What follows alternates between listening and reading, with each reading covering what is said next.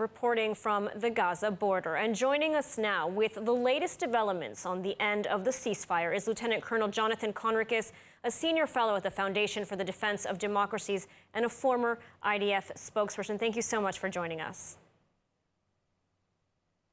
Thank you for having me. So a surprise attack by the IDF on Hamas targets in the Gaza Strip. What can we expect moving forward? And are we heading for a full ground invasion again? Well, if Hamas continues to refuse to hand over hostages and to do so quickly and in significant numbers, which I think, unfortunately, is how Hamas will respond, then yes, I think it is likely, almost very likely, that Israel will be forced to expand its military operation, which will include continued and enhanced aerial attacks on Hamas infrastructure and targets, personnel and locations, and special forces and ground forces that will maneuver inside the Gaza Strip, searching for hostages and trying to launch hostage release operations, and of course targeting Hamas, their senior leadership, their infrastructure, and really their centers of gravity. I think that if that happens, then we will be seeing a very different type of Israeli military action, not like what we've become accustomed to seeing over the last 1 year and 2 months, the first year and 2 months of fighting.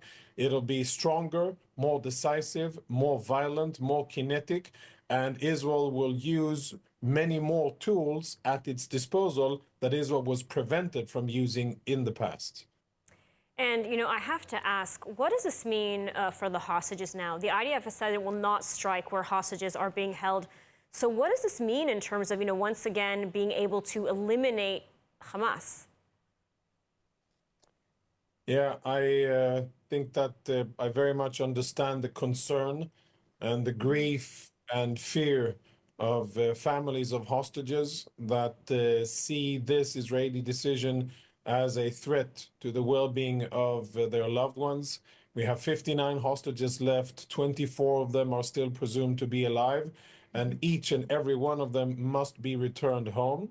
And I can understand that the current developments are a source of great anguish for those families and that are waiting to get their loved ones back. However, I unfortunately also believe that at this current state, there's very little else to do.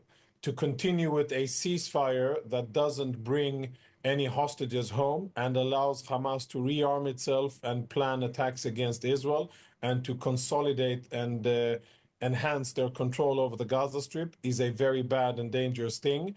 And since Hamas has been emboldened by the Egyptian proposal, the Egyptian counteroffer to President Trump's directives, and emboldened by European support and Arab support, perhaps mistakenly, Hamas believes that if they just hold on for enough time, Israel's will to fight and spirit will be broken and they can get away with murder.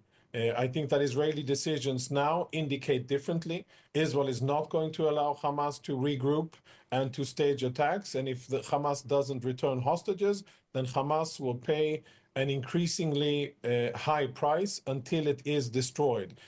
Will that mean that the lives of the hostages are at a higher risk? Sadly, probably yes. And that is the horrible, almost impossible situation that we find ourselves in.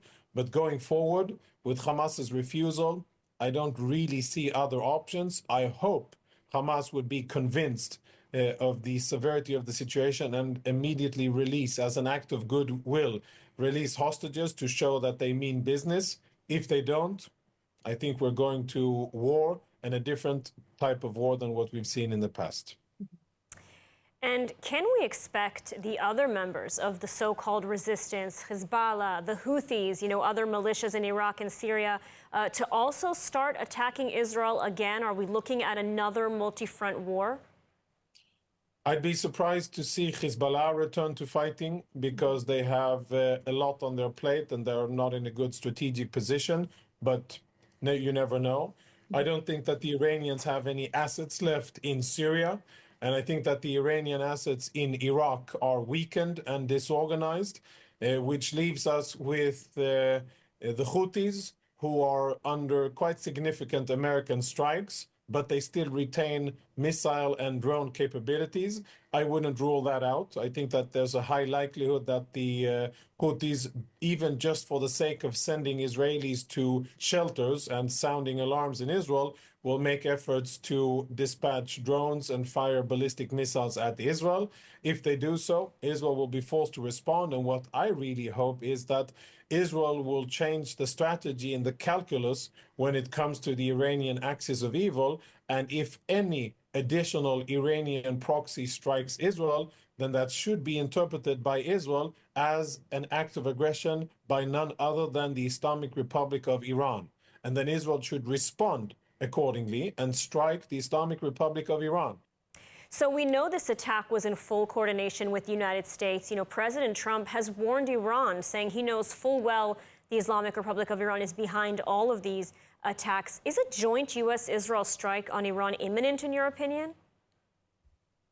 I wouldn't say imminent. I think that there's still a preference for diplomacy and an attempt, perhaps a last minute.